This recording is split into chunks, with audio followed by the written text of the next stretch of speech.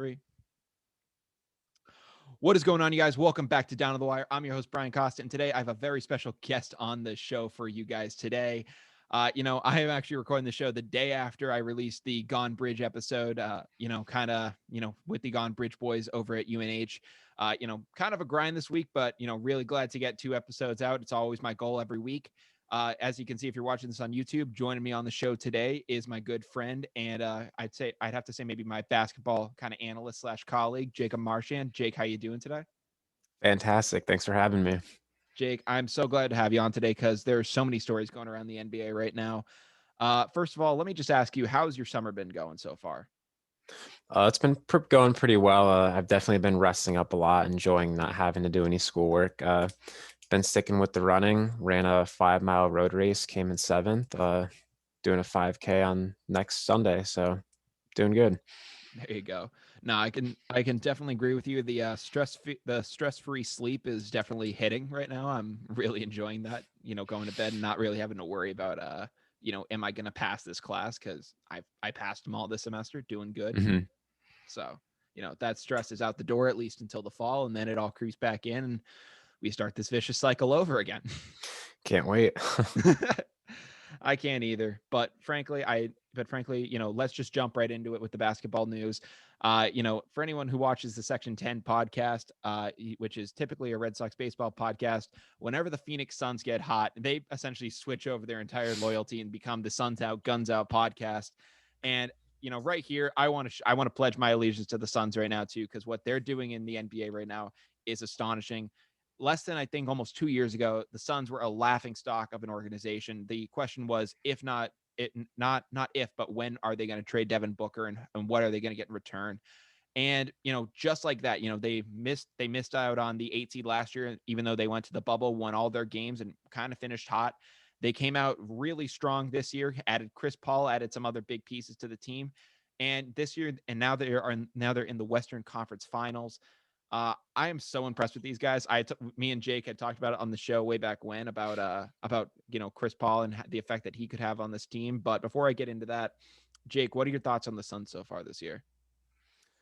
The Suns have been doing fantastic. I think Devin Booker is honestly out for revenge because he wasn't named as one of the All-Stars this year, if I'm remembering that correctly. So I think he's definitely trying to get out there and show everyone his worth. Absolutely. So what happened with Booker was he wasn't named it outright, but when he only got in though because Davis was injured. That's the only reason he Yeah. was able to get in. So yeah, no, he wasn't named an All-Star outright, which is kind of bogus seeing the way he played. And Mm-hmm. he's just kind of taken over ever since then, and he's really just been on a tear so far. I'm looking at guys like I'm just looking at the Suns team, and everyone has stepped it up a notch. Like, it's been remarkable how they've all been able to really come up. And it really showed in their last series, because they went out against the Denver Nuggets, against the MVP and Nikola Jokic, and they ended up sweeping the series, won at 4-0 easily, and basically no contest. And it's frankly just incredible to see. We were wondering the big question I was wondering about when Chris Paul joined the team was what kind of an effect is he going to have? Because we saw what he did with a rebuilding Oklahoma City Thunder team that had just traded Russell Westbrook the offseason prior to the Rockets, where he was coming from. And I think a lot of people around the NBA, I frankly just think a lot of people were kind of, just doubting, if Chris Paul still kind of had it as a player, and was kind of just saying, he's an aging star at this point. He's just a guy that would be complimentary on a team. And while that may be the case, if he was on the Lakers right now, the Lakers would probably still be in the playoffs. But he is proving right now that he is still an effective star and can still go out there and do his thing. In Game 4 alone, he notched 37 points, and Booker, the duo of them has been so electric. Booker even put up 34 of his own. They had an incredible game. I mean, DeAndre Ayton has also stepped up his game significantly. It's been remarkable to see. Like, the Suns have been awesome. Yeah, it's been really great to watch. And it's like you were saying, people think that Chris Paul is an aging star, but it's good to see he's still in his element. I know LeBron has been kind of fading from the playoff scene after the Lakers got eliminated in round 1, but it's good to see one of the older stars are still relevant today in the playoffs. Mm-hmm. One of the interesting things I was seeing was he might be able to was that Chris Paul rather might be able to. Some people are predicting that he might be able to get a contract, in the $100 million range this summer, and possibly even for over 3 years. Or they're saying he at least will be able to make $20 million per year in whatever next contract he gets, which is crazy in my mind. Wow. Yeah, Yeah, that's a lot of money. Even though he's doing so well right now, that's a lot of putting a lot of faith in someone of his age that for was. that long of time. That's what I was saying too, because I was like, even though Chris Paul has done amazing in these past 2 seasons where he's gone to the Thunder and gone to the Suns, I did think it was a bit of a stretch to give an aging guy this much money. Give him credit for what he's done, but Mhm. I do kind of agree that it's a bit of a gamble. Definitely. If I Yeah, were Chris Paul personally, I would just stick to trying to get a ring because he is such a decorated career. All of his stats are fantastic. He's up on a lot of those leaderboards, assists, overall points, all that stuff. So I think he just needs to get a ring or two and just retire. yeah. And something I saw about Chris Paul coming into today that actually just shocked me. I believe that I think as of right now, I think it broke that he's in COVID-19 protocols right now. I'm not too sure about that, but I guess he ended up breaking like the league barrier or something like that. That was supposed to maybe suspend a guy like LeBron James when he broke it and went out to do a photo shoot with Drake and company. But when Chris Paul goes out there, it actually counts. Yeah, that seeing that really frustrated me. And I don't know all the details about Chris Paul's quarantine or whatever process he's going through, but the word indefinitely was used. So it's kind of scary to see. Hope he can come back. We'll see how that goes, but Yeah, just because I gotta play the waiting game for now. Because I may be wrong. I know I at least saw Booker, but I think there was like a picture that the Suns were putting out of Chris Paul like hugging members of the audience, and like they weren't wearing masks and they weren't doing any of that stuff. And frankly, if they're all vaccinated, I don't really give two craps. I really Yeah. don't. But but I know when Jason Tatum was walking off the floor before one of while we were still in our series against the Nets, a fan went to go dap him up, and a security guard had to go over and shook the guy's hand instead of Tatum, who by habit was going to go there, because if Tatum had shook the guy's hand, he would have been breaking the league's protocol.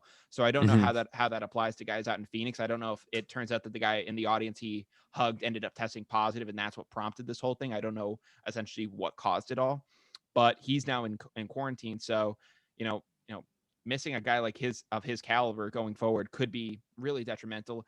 It seems that they're going to have enough time, though, if it is only indefinite and isn't like a full 10 days. It seems like Hmm. they may be able to get him back, but before the next game, because the other series are still wrapping up. Yeah, fingers crossed that he can just get through it as quick as possible and make it back. Hmm. Did you see something I was also thinking about with the Sun series? Did you see the Suns fan that was doing like the Suns in four chant? I did, and I saw that Devin Booker he tweeted, "I need this man's info now," and they connected online, I think through like Instagram DMs. They got it, which is Yeah. awesome in my mind. So I think I'm gonna name this episode "Suns in Four" just in honor. Yeah, that was a great thing to see. I loved even though it was something as simple as just defending your team in that setting and the fans part of the state, it's fan section. It's just great to see that. Yeah, Even though it's through social media, the fans and players are interacting once again. yeah. Hopefully they get that guy out to one of their playoff games, and he maybe they get him at like center court, and they kind of have like a whole like thing go down with that. Yeah, that'd be pretty cool. Yeah. Obviously, on the flip side of that series, the Denver Nuggets and the MVP Jokic do get swept. Jokic ended up getting ejected from Game 4 for swiping campaign in the face. I don't know. I saw Stephen A. Smith kind of do a little bit on this where he was kind of saying that this is kind of some BS, that you don't throw out the MVP in the situation, especially because he didn't. It's not like he tried to punch the guy in the face. He was trying to get a hard foul to turn the game in his team's favor and really try to energize the guys. How did you feel about that ejection? In my opinion, it's a very fine line between like he was obviously intentionally trying to get the foul call out of it, but he's a big dude. He has to know his own strength, and Mhm. if you go out on that court and you're throwing your massive, meaty arms around like that, you can hurt people. So I think it's a very fine line. Personally, I don't think he should have been thrown out because these people are getting paid. to play the game of basketball. They're getting played so much, and when you start depriving the fans and the whole league of their potential this late in the game, it's really just taking away from the entire experience. It wasn't intentionally him trying to hit him in the face, so I think you have to take that into account a little too. Yeah, the fans, they pay to go see the best stars play. They're not paying to see ejections. They're not paying to see, oh, will the refs throw this guy out? Like, will they, how are they going to enforce? How are they going to enforce it when Jokic gets a hard foul? Are they going to really, go after it? People are going to see these guys play, and that was something that I heard Stephen A. Smith trying to mirror. Now, obviously, if he had broken the line and he actually, shoved the guy and did something egregious, I think that warrants an ejection. I don't care if that's LeBron James. I don't care if that's you out there in the course. I don't care who it is out there doing that. If you do something that egregious, then yeah, throw him out. But I think he was trying to swipe and go for the ball. Obviously, you mentioned it. He has those big meaty arms, and it ended up costing them. Yeah, it did. Yeah. Another thing that ended up costing the series that I don't know, I was noticing it at least in this series, it was the absence of Aaron Gordon. I know in the first game he ended up going off for 18 points, but pretty much after that he was relatively silent. Only had 8 points in this past game, and then in the other two he had 6 and 4. So and then his rebounds also weren't too off the charts. So that was kind of the guy that they really went after. At the trade deadline, trying to really bolster this team, and he really wasn't much of a kind of an impact player for them. Yeah, I agree. He was definitely slacking in the rebounding department, and that you need rebounds in playoffs too. Simple as that. Yeah. So obviously he's still a young guy. I can't believe it. Aaron Gordon is only 25 years old. Really? Yeah, if you told me that, like, I was like, he's only 25, and it's like the Jason Tatum thing where it's like he's only 19 years old, but I'm like, Yeah. Aaron Gordon and Jason Tatum are pretty much the same age, which I mean, Gordon's obviously like 2 years older, but like you think of Aaron Gordon right now, you think that he might be like maybe 28, 29 years old by now, and it'd be like, all right, like this is it for him. But so obviously for Aaron Gordon, he's pretty much just entering the prime of his career, so we could be seeing the best still may be yet to come for him, which is crazy in my mind. Yeah, I definitely agree. Personally, I think he should have been in the dunk contest this year, but that's a whole other thing. I think he's just sick of getting snubbed every year, and I don't blame him. Probably. And then, the final thing that I noticed that kind of plagued the Nuggets in this series was the absence of Jamal Murray. Obviously, that torn ACL by him cost them big time. He was one of their big time players, and missing a guy like that in this series, it's gonna have those kind of effects. It was surprising enough to see the Nuggets get to this round in the playoffs, but when you have Jokic, that's going to be possible. But Michael Porter Jr. stepped up and was able to make some plays for them. But the absence of Jamal Murray was glaring. Yeah, Jamal Murray's absence definitely impacted the team. But I will say, though, overall for the Nuggets in the past few years, I think they've done a fantastic job transitioning from a regular season team because they had the best record in the season for the last few years, but then couldn't do much in the playoffs. But they've done a better job transitioning to having a balance of both and actually having a strong presence in the playoffs. I think it started with the bubble, at least in my opinion. But even though that they didn't make it as far as we would have liked to see them make it, they still have done a good job turning the team around to an extent. Absolutely. And that kind of concludes what we had in Phoenix Suns news. Staying in the Western Conference, though, there was some breaking news that was kind of coming out, before this show today, in the other semifinal series, in with the Clippers versus the Utah Jazz. The series is currently tied at 2 when we're recording this. But it's now coming out that with breaking news that Kawhi Leonard the team at least is fearing that Kawhi Leonard might have a torn ACL at this point, and he's at least going to miss Game 5. And if it is a tear, obviously that means the rest of the series, and whatever happens after that. This isn't just detrimental for this season, but beyond. Because I mean, you see what guys like a Klay Thompson had to go through. He hasn't stepped on a court since the 2019 finals. Like we weren't even in college yet when he stepped on a court. We're going to be juniors, and he is still rehabbing. Obviously, he had that other terrible injury on top of it, but it is insanely detrimental right now to see this news come out about Kawhi Leonard. In my mind, I'm wondering, is it the same knee that he kind of injured when Zaza Pachulia stuck his foot out and tripped him? There's a lot of things going through in my mind. With Kawhi Leonard, it took a lot of, I know he kind of sat out for that other season in San Antonio, and he got traded, to Toronto that next season. What is the rehab time going to be like for him? I think there's a lot of questions in the air right now. Yeah, it definitely leaves fans asking what's next. I think, at least for me personally, right now, I just want to know short term, is he coming back even this season for the playoffs? Because I don't know, personally, with the Lakers being out of the playoffs now, I was kind of looking to the Clippers a little in the West, honestly. So obviously, we were talking about the Suns, Nuggets are out, but I was kind of hoping to see that the Clippers would actually get some payoff from all the work they've done to put that team together with Kawhi there, but just gonna have to wait and see. It seems like just yesterday I was on this show talking about the previous NBA season and saying if it wasn't LeBron and AD, it was going to be Kawhi and PG. And I think a lot of that, frankly, was, more Kawhi than Paul George at this point, because Paul George has just turned into pandemic P, and he's just that Yeah. guy, unfortunately, in the playoffs. Mhm. Cannot come through the way he used to. And I don't know if that's due to injuries or just over time, but I don't know if Paul George is going to have enough to get them out of the series, especially with the way that Donovan Mitchell is playing. He's been playing off the charts so far. Yeah, I agree. I don't think it's looking good for the Clippers at this point. Mhm. I mean, if Kawhi can get back, anything's possible, especially with it being Kawhi Leonard, but definitely not looking good.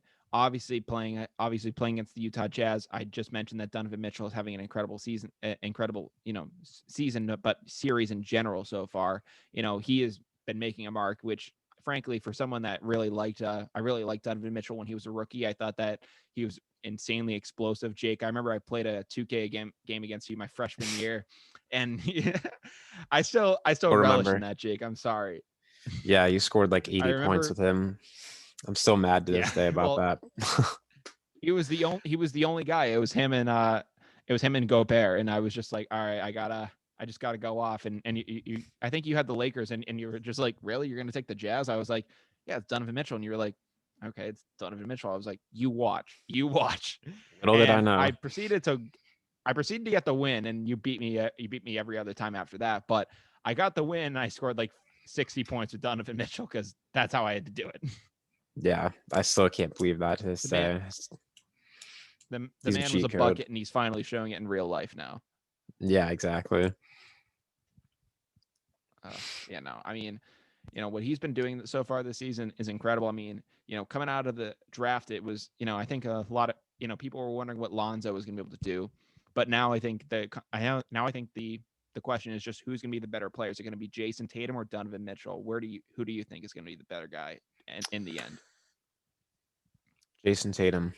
And that's not because I'm a newfound I Celtics fan. Just watching his progression is just incredible. I think he is a superstar. I think when I think of the future of the league, I think of Jason Tatum. But I also think Mhm. that you can't give Jason Tatum all this credit without giving Donovan Mitchell credit. He is also another rising star who has solidified his place in the league, but still hasn't met his highest point of his career. So I would have to say Jason Tatum personally. One thing I remember was it was when I think it was when the Jazz lost. I think it was before the bubble. I think it was back in 2019. And Donovan Mitchell, I think he had a shot at, it was either a game tying or game winning shot, and he missed it. And he was so distraught after the win. He was really mad at himself. And I remember it was in the locker room afterwards, and they were interviewing Kyle Korver, I believe, and they were talking to him. And Kyle Korver, he literally said, "No one is going to work harder than this kid. No one is going to outwork him, and he's going to shine one day." And it's paying off right now. We're now starting to see the very best of Donovan Mitchell, and I'm all here for it. Yeah, definitely. I'm here for the show. I'll bring the popcorn. Mm-hmm. Also in NBA news, we were hinting at it before the start of the show, and we were kind of like discussing it, which was kind of funny. I remember breaking the news on the show that the Pelicans had hired Stan Van Gundy, and I was trying to talk about how he was going to work with the system. Stan Van Gundy obviously is a very old school kind of coach. Kind of likes to get in guys' faces, kind of likes to it's going to be a very coach first kind of attitude. It's not going to be like these player coddling kind of guys that we typically see. And I think this is probably just showing that we're probably at the end of the old school coaching method, because after one season and after finishing pretty poorly in the Western Conference, going 31-41, Stan Van Gundy has been fired as the coach. They couldn't even make the play-in tournament this year.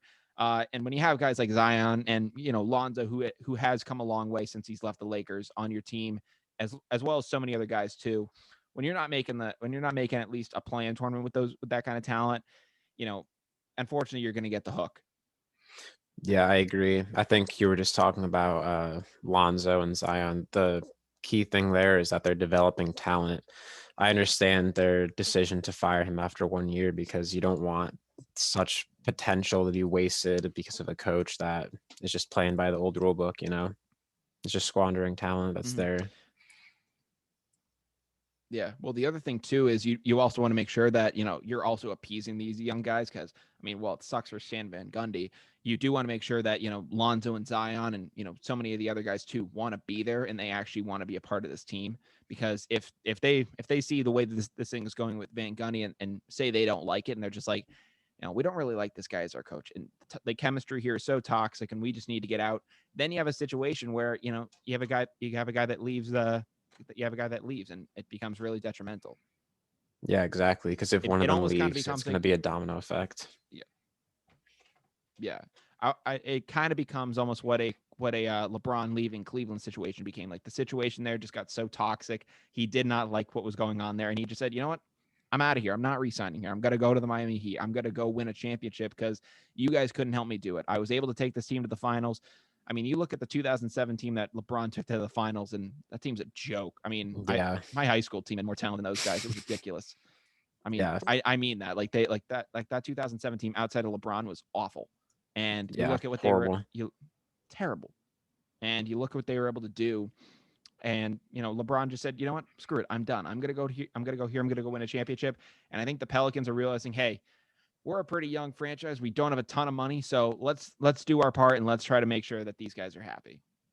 Yeah, I think they made the right choice there personally. I think so as well. I think so too. It's going to be interesting to see what they do going forward, because Jason Kidd backed out of the conversation, out of the coaching conversation with the Portland Trail Blazers. I'm wondering if he enters into the conversation to go coach a guy like Zion. Yeah, that'd definitely be interesting to see. Mm-hmm. I think the main reason that he might have backed out of the Trailblazers job, Jason Kidd, rather, was, you're hearing the rumblings now of I think every offseason is just like, where's this superstar going to go? Where's this guy going to go? And it's just a different guy every offseason. And for some reason, you don't expect it, but you do. Like, you expect there to be a guy, but the guy they bring up is always just like, that guy, really? Like next offseason, like, just by some way, it could be that, oh, Jaylen Brown wants to be on the market. It's like, what?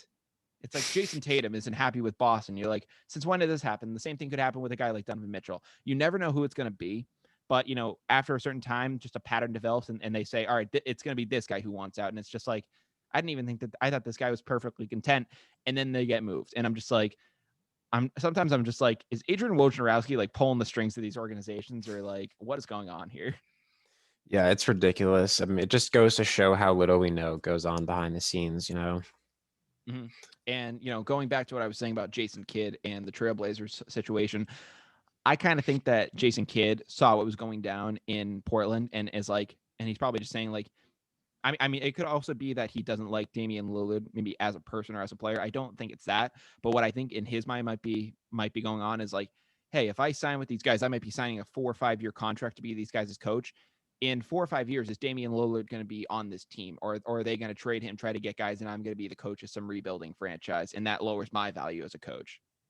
Yeah, exactly. I don't think he wants to be a part of something like that. He wants to have a solidified place in a team that he knows he can benefit from long term.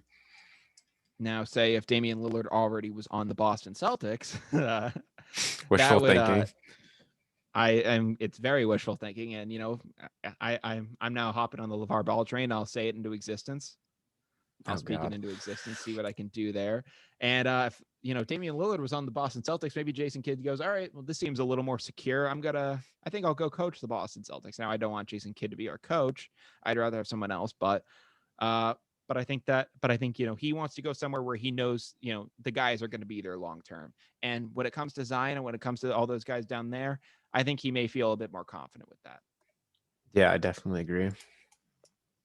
Mm-hmm. Also, in NBA news, Kevin Durant last night had a monster game for the Brooklyn Nets. Obviously, he's having to deal with Kyrie Irving and James Harden coming off some injuries.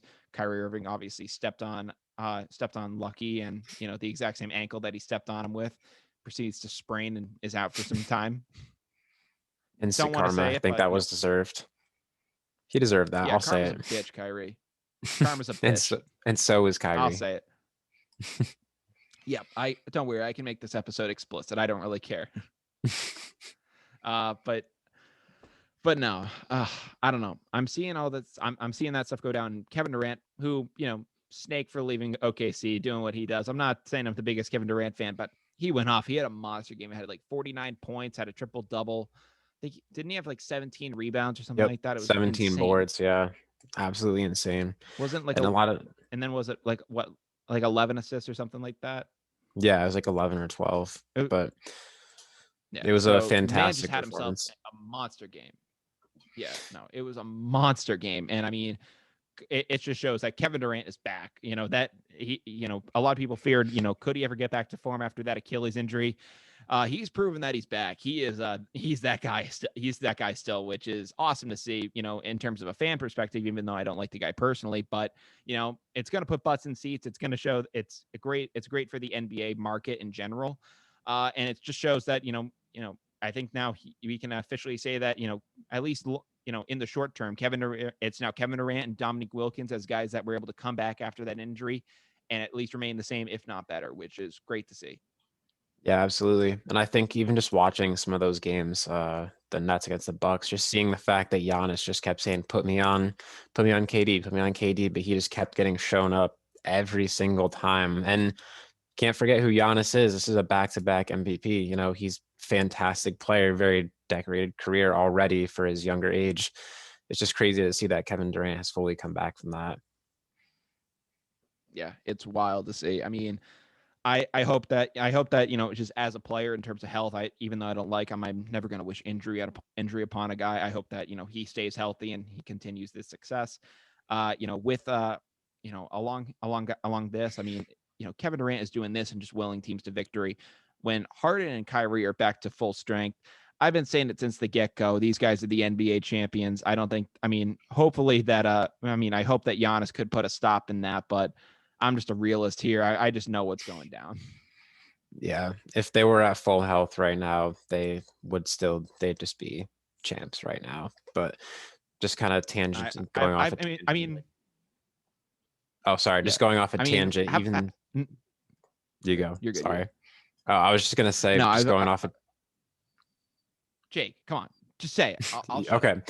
All right. I was just gonna say, just going off a tangent with that. Even with Kyrie and Harden injured, they still have a very solid bench. DeAndre Jordan, Blake Griffin, Joe Harris. They have other stars that can still keep the team going. I'm just interested to see if they're gonna step up or not. You done? No, I'm joking. I'm joking. No, I agree with you there. The other thing that I mean, you've heard it from me on this show multiple times. I think I said it. I think I've said it. I think it was as soon as the James Harden trade went down. I think I texted you guys. I was just like, all right, congrats to the NBA champs. Congrats on a great season. I've been saying that since January. I'm just like, all right, the season's over. At least this one is, and it's all said and done. And then when they got Blake Griffin, I was like, all right, it's a lock now. Like there's no stopping them. Like I think originally before it was like, can this big three hold up, when they're not on the court and there's, bench guys in. And then they got a guy like Blake Griffin who can do what he does. And I'm just like, it's a lock at this point. I'm hoping that someone can stop it, but it's looking tough. Yeah, I agree. It's definitely looking tough. Mm-hmm.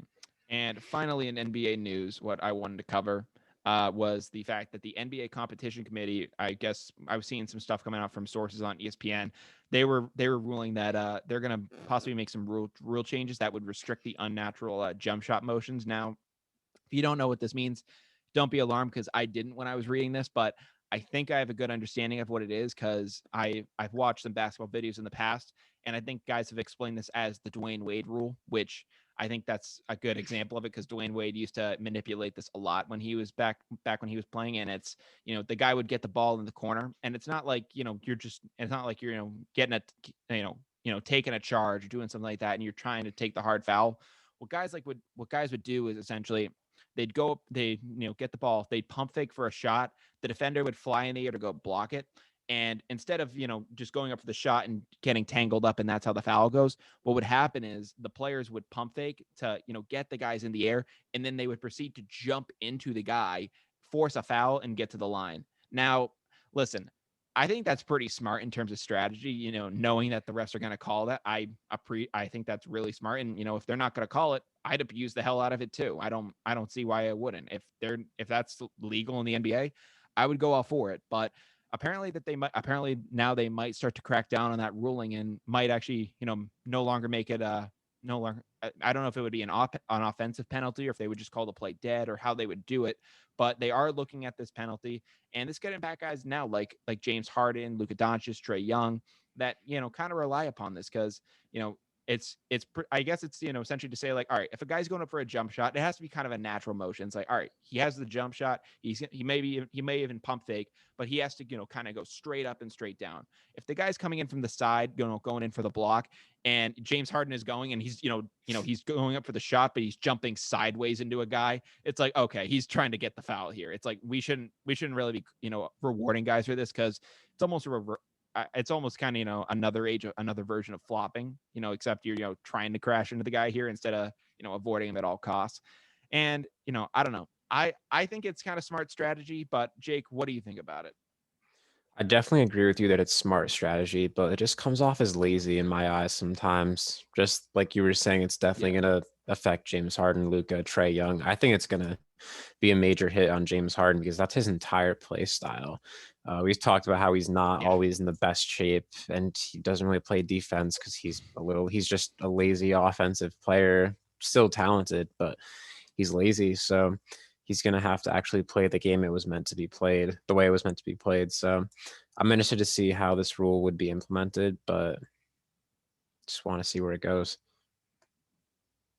Yeah, I'm gonna be interested to see too, because obviously right now it's smart strategy, but when push comes to shove, how are they gonna really do this? Because I don't. Again, I'm wondering how it's gonna be implemented. I don't know if it's gonna be an offensive penalty, if they're gonna call the play dead and do a jump ball. Like, I don't know exactly how it's gonna be done. So there are still some questions up in the air. Yeah, and you have to think too, like if it is so down to the wire, like if this is a game-winning shot, it's a fine line between yeah, I use down the wire intentionally, but like I appreciate it, Jake. of course, free clout. But if it gets that close in the end of a game, how do you determine if it was an intentional offensive foul or intentional defensive foul, So Mhm. see if it breaks the Yeah. game or not. Mhm. I kind of relate it a little bit to the clear path foul. I don't know if, like, when a guy's just going for a shot, and like it's not even like there's like they do it incidentally. It's when a guy gets a breakaway and they're literally just fouling him, just so that way he can't get the dunk or can't get anything like that. That was Mhm. something I know that they were trying to maybe make some rule changes on way back when. I don't know if they had. I don't know if they have since, but I know that was kind of something egregious that people were doing, and it was like, all right, let's not give this guy the layup. Let's make him go to the line here. That might be a foul they might try to cut down on too, at least the intentional ones, and maybe do something like that. So it there are interesting things like that as well.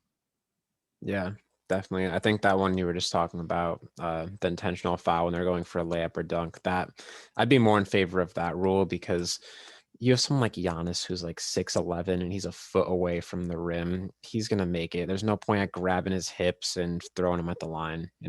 Just let him play. Hmm. Yeah, I exactly. And that kind of concludes what we have in NBA news.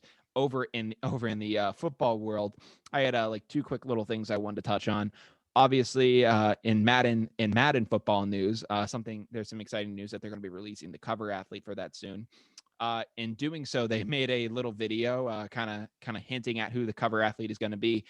And for doing it, unfortunately, they had one of the annoying TikTok music sounds going into the music video as it was playing. I was like, you got to be kidding me.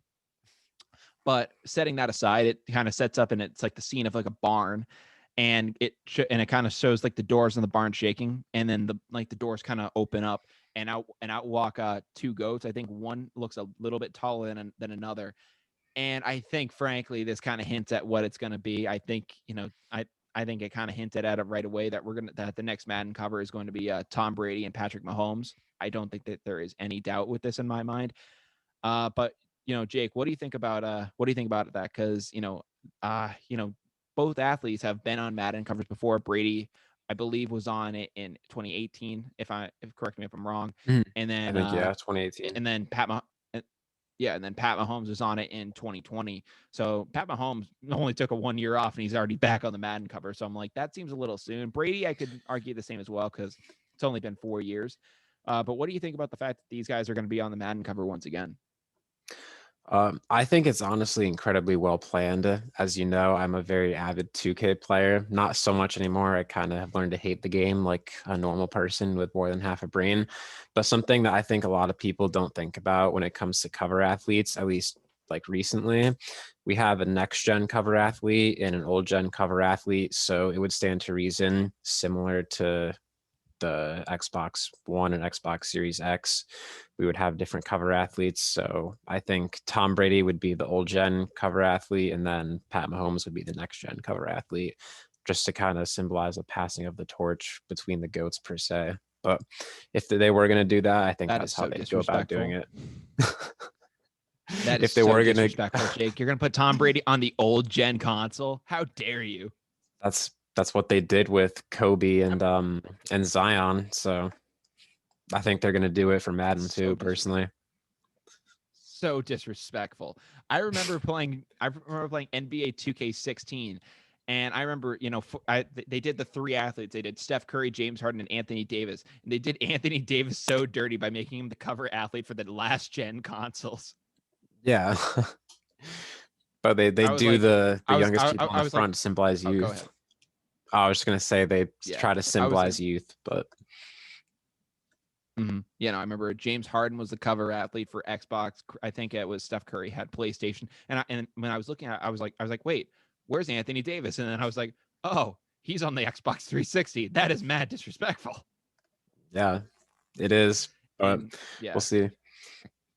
yeah, no. I'm interested about this. Another funny little tidbit I saw in the commercial showed that Peyton Hillis, who was the cover athlete for Madden 12, he actually appeared in the ad. And Peyton Hillis at this point has kind of become, kind of a running joke in terms of the Madden world because he had like one, kind of solid breakout season and it wasn't like anything too special. But Madden said, all right, yeah, let's put this guy on a cover. And like it was back when Brady had never been on a Madden cover before. Peyton Manning never, I don't even think ever gotten on a Madden cover. And I'm just like, so why the hell did you put this guy in a Madden cover? And if you want to show any guy that had the Madden curse hit them hard, it's freaking this guy. Like, after he went on the cover, he basically just disappeared as an athlete. Yeah, I definitely think that Peyton Manning would have been a more deserving cover athlete than him. Definitely agree with that. Yeah. One of the funny things that he said though on it was when the two goats walked out of that barn and like he did it, he actually said, man, they did it again. And I was like, yeah. And I think the of him saying, hey, they did it again kind of was, kind of the nail on the coffin of just saying like, all right, it has to be Brady Mahomes because they're doing it again. They're back on the covers and they're showing that, they're gonna go for it again.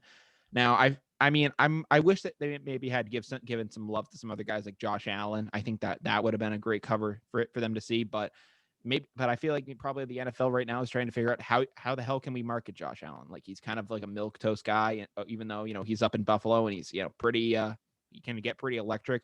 I think they're trying to figure out, okay, how the heck can we actually like market this guy? How can we really get this guy out there? Because I think outside of Brady Mahomes, there are plenty of guys in the NFL that you can market well. I don't think this is like the MLB where they only know how to market Mike Trout. I think that in the NFL you have plenty of guys that you can market.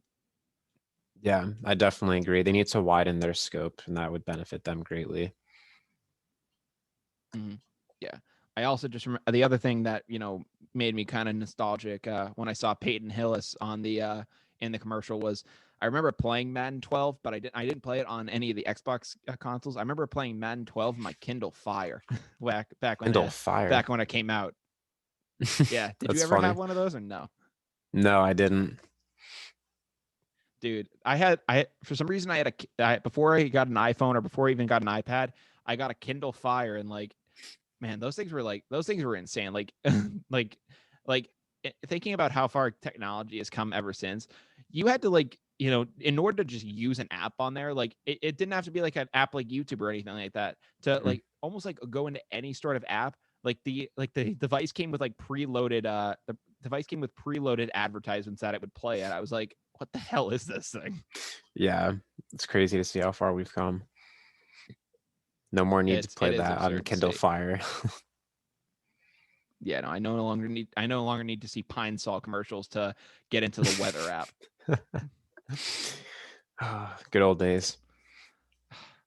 But I digress, and now we move on to the final topic in NFL news, which it's kind of funny to see, but at this point, Aaron Rodgers is making waves every week at this point with news breaking about him, which is kind of interesting to see because ever since it's been announced that Aaron Rodgers wants to be traded from the Green Bay Packers, or at least it looks like he's not coming back. He's kind of made news every single week, which is great news, which is great for when you're running a sports podcast. It's always great to see. But he was on I believe it was a Zoom call for his celebrity golf match between Tom Brady and Phil Mickelson. He obviously is going to be with Bryson DeChambeau, and they're going to be going at each other, I believe, in only a couple of weeks now at this point. But they're going to be golfing and they're going to be doing their thing. And on the phone call, Aaron Rodgers, he ended up wearing a shirt that I think I forget what the shirt said, but it said that he was just like, it just kind of had like an emoji of like a pissed off face, and then he kind of just goes on the call and he just goes and he ended up just going he goes, yeah, it's been a kind of a quiet off season on my end. I mean, no real big stories. Oh, that's funny. Yeah. I was like, you got to be kidding me. I like it's actually been pretty funny. I mean, unfortunately, the Packers haven't made it any easier on themselves because they've also been, making some pretty dumb decisions in terms of how they've wanted to handle this thing. Aaron Rodgers has not shown up to OTAs, and Jordan Love has had some ups and downs. Trying to figure it out with kind of a makeshift wide receiver crew at these team activities. I made the mistake. I didn't make it on this show, but I'll address the fact that I made this mistake. I was with my friend Pat, who is a Packers fan, and I was saying, oh, did you see what would you see what one of the Packers team officials said about Aaron Rodgers? And he was like, who? And I was like, oh, Ted Thompson, their GM, and I was like, yeah, he called Rodgers a complicated fella, and I was like, that's a bad look for him. And he goes, Brian, not only is Ted Thompson not the GM of the Packers anymore, Ted Thompson's dead. I was like, what? Oh, geez. I didn't realize that Ted Thompson died this year. So rest in peace to Ted Thompson. I'm so sorry. I did not realize that.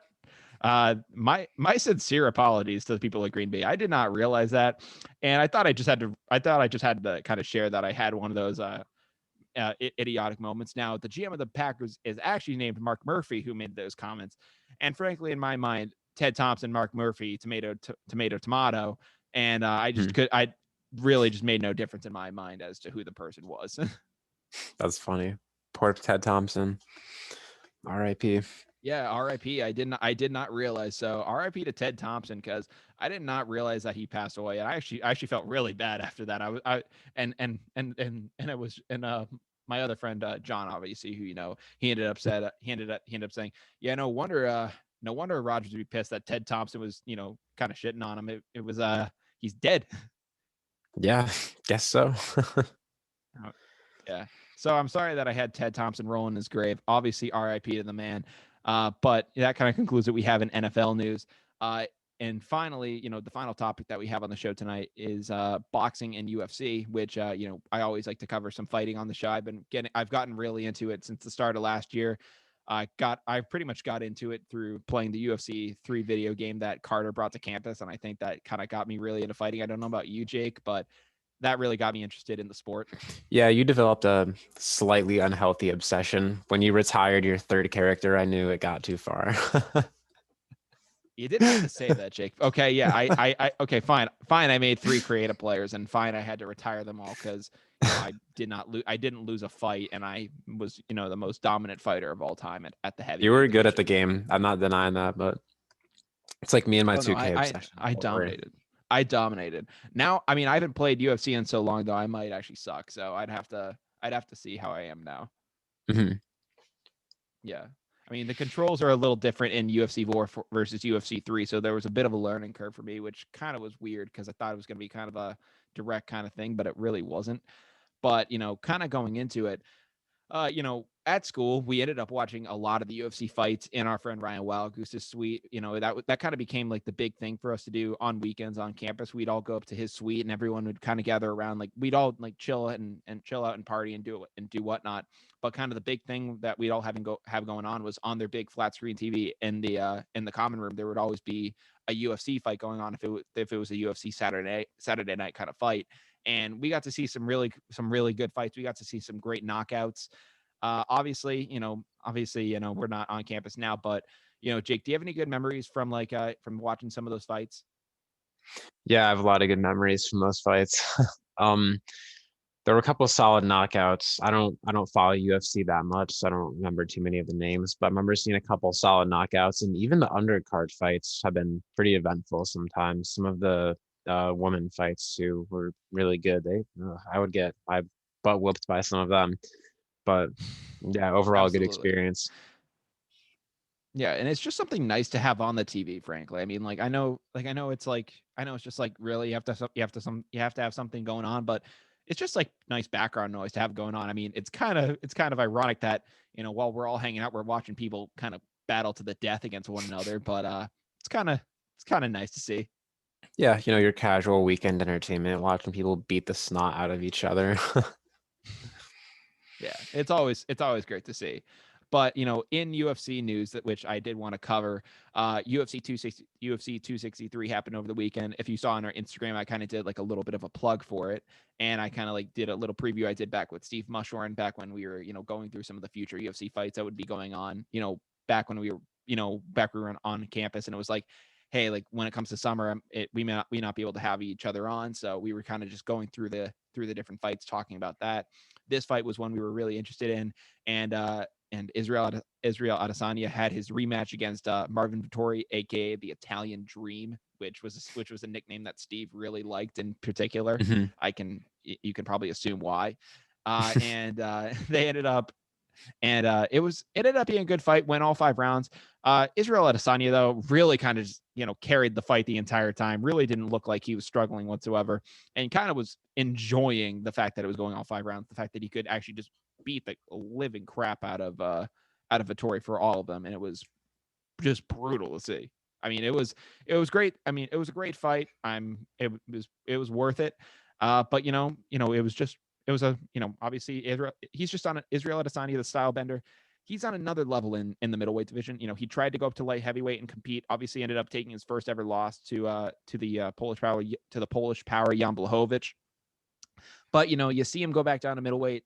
He is just ruling that division right now, and he has already set up his next possible target. He's set on to take Robert Whitaker, or at least he wants to take him on, and he actually wants to do it back in his hometown. He wants to go to Auckland, New Zealand. He wants that to be the place where he does that rematch fight. And frankly, I'm all for it. I want to see that fight. I want to if he wants to take a rematch fight and he wants to have a fight, let him do it in his hometown. Yeah, especially on his home turf too. And if he's killing it that much in the middleweight division, he's just gonna blow it out of the water and kill this guy. Feel sorry Yeah. for him already if he accepts. I mean, listen, Bobby Knuckles has been doing pretty solid since their last bout against each other, but I think Israel, dude, he's just another guy. Yeah, he's a different breed. Yeah.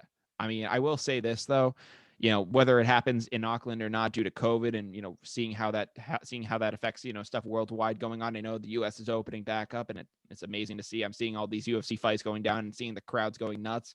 Frankly, it's something that I missed dearly. So, hopefully, if it does go down in New Zealand, hopefully there's a full crowd there to support it and to see it going on. But I cannot wait to see that. I cannot wait to see this guy fight again. Definitely, that'd be really fun to watch. Mhm. Also in UFC news, what I wanted to cover, also in UFC 263, there were a couple of championship fights that went down in UFC, in that thing, which was really good to see because you always like to see a new champion, and guys going for it. And one of the guys going for it was the fight between Nate Diaz and Leon Edwards. I believe it was a championship fight, or if not, I believe Edwards is going for the belt next. So excuse me if I'm wrong here. I don't believe it may have been a championship fight. I may have some hazy memories about that, but I thought it went 5 rounds, if not 3. But they were fighting each other, and Leon Edwards was having his way with Nate Diaz, and Nate Diaz, you see his record has 13 losses, and you're just like, why is this guy so hyped up?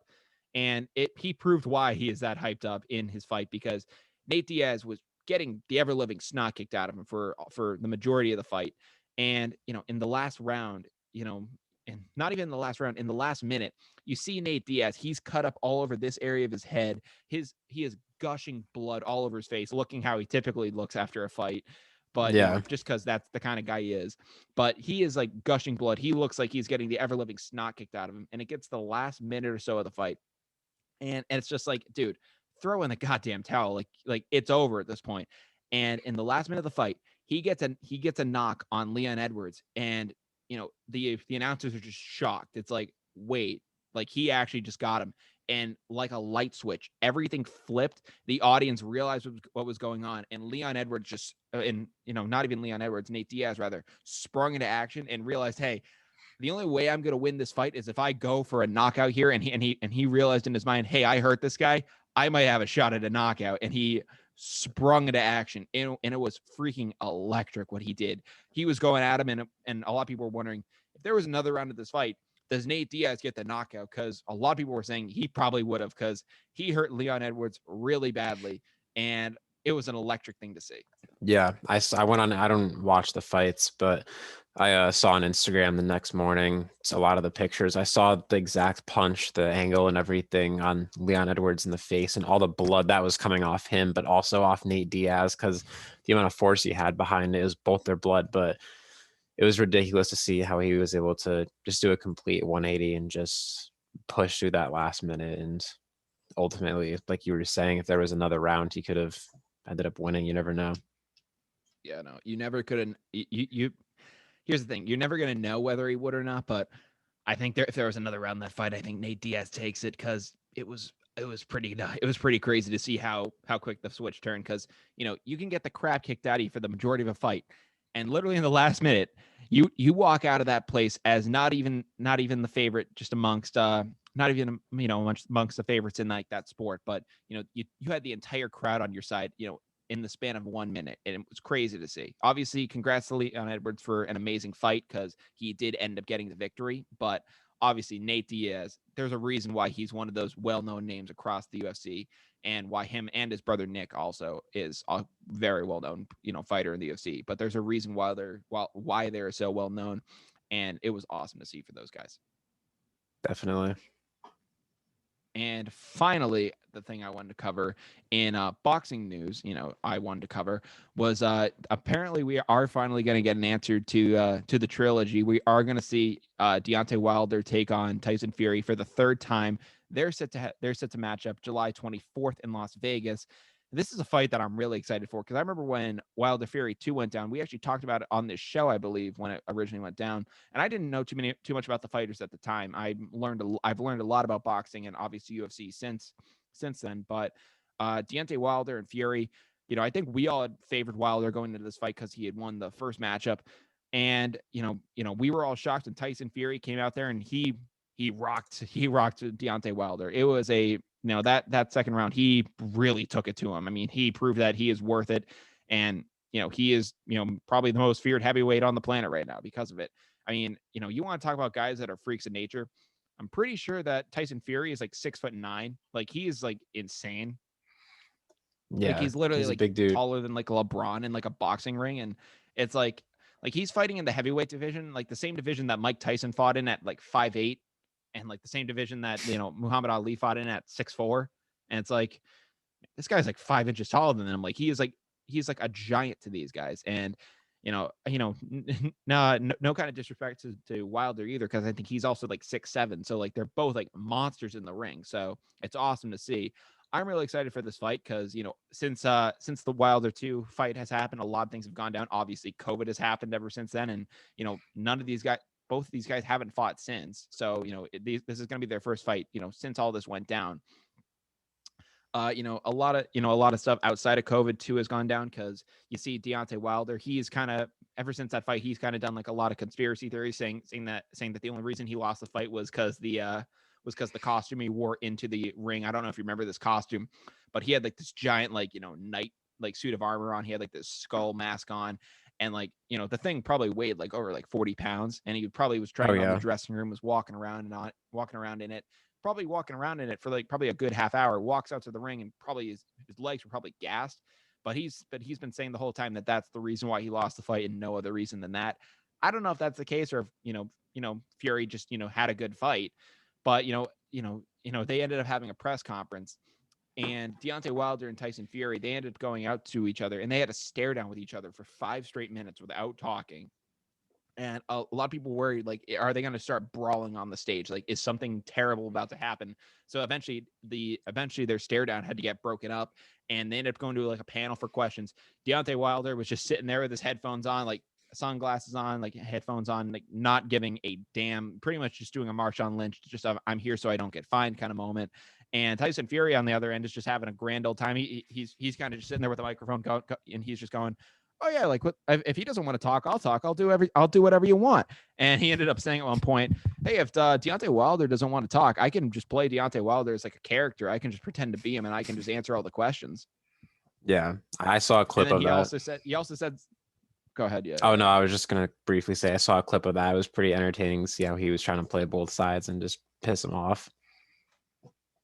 Yeah. Another thing I saw too was he ended up saying, after that fight, I was concerned for Wilder, both physically, mentally, emotionally. I'm like, Jesus.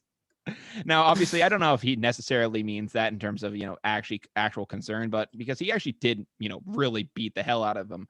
But, I think he's just toying with him at this point. And it does kind of scare me. Is Wilder just going to come into the ring and just be an absolute force? Is he just going to rush him and it's going to be like over? I have no idea how it's going to be. It's going to be a great fight, but I cannot wait to watch it. Yeah, it's definitely going to be one for the books. Looking forward to watching it. Yeah, I mean, I don't know what the undercard is going to look like yet. Unfortunately, if the trends continue, it's probably going to be one of the Paul brothers. Oh, God, yeah. Let's pray not. That's been a trend that's going on. It's almost been it would be about 3 months since Jake's last fight, so it'd almost kind of be, around that time that he could possibly do another fight. So let's see how this thing goes. Yeah, we'll see. Yeah, so we'll have to see how that thing goes. But we're currently now wrapping up towards the end of the show, so we are now officially down to the wire, which means that we're going to go through everything we talked about in this episode and leave you guys on for a great weekend. Obviously we welcomed in Jake Marchand into the show. Jake, I'm so glad that we were able to get you on. I'm glad that we have someone on the show who can really, talk their stuff with basketball. We haven't really talked a little bit in the past couple of weeks just because it's been summer and schedules are what they are. So I was glad to have you on, glad to talk with you for the time that we did. But once we did our little intros and did stuff like that, we got into NBA and talked about the Phoenix Suns advancing to the Western Conference Finals, knocking off the Denver Nuggets in the process. We talked about Kawhi Leonard possibly having a torn ACL. He at least will, until that's diagnosed, he at least will miss Game 5. And if it becomes that, then who knows how long he'll miss. And also in NBA news, we talked about the Pelicans firing coach Stan Van Gundy, as well as Kevin Durant carrying the Brooklyn Nets to a victory with his insane triple-double. We also talked about the NBA competition committee exploring rule changes to restrict unnatural jump shot motions that, typically has been defined as the Dwayne Wade rule by a lot of casuals. In NFL news, we talked about about Madden NFL 22 hinting at their cover athlete by displaying 2 goats. It's kind of obvious that they probably mean Brady and Mahomes. And also in NFL news, we talked about Aaron Rodgers making a joke about himself having a quiet offseason, which, come on, Aaron, we know the truth is going on. Your offseason, Aaron, has been an utter shit show. So good luck, man. We have no idea what's going to go down there. And I also exposed myself for thinking a dead guy, criticized him. So there's that too. Yeah, there's always that. And then and then we wrapped up in boxing news by saying boxing and UFC news rather by saying that Israel Adesanya outlasted Marvin Vettori in their rematch fight, and that Nate Diaz was an absolute monster in his bout against Leon Edwards. And then we concluded things talking about Deontay Wilder and Tyson Fury, going at it again on July 24th. Cannot wait for that fight. That's going to be a great matchup. Jake, thank you so much again for coming on the show, man. We really appreciate it. Yeah, thanks so much for having me. It's always a great time being on. Always good to catch up. Mm-hmm. Yeah.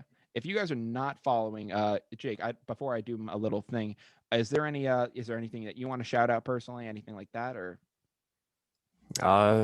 Nothing personally that I can think of at this time.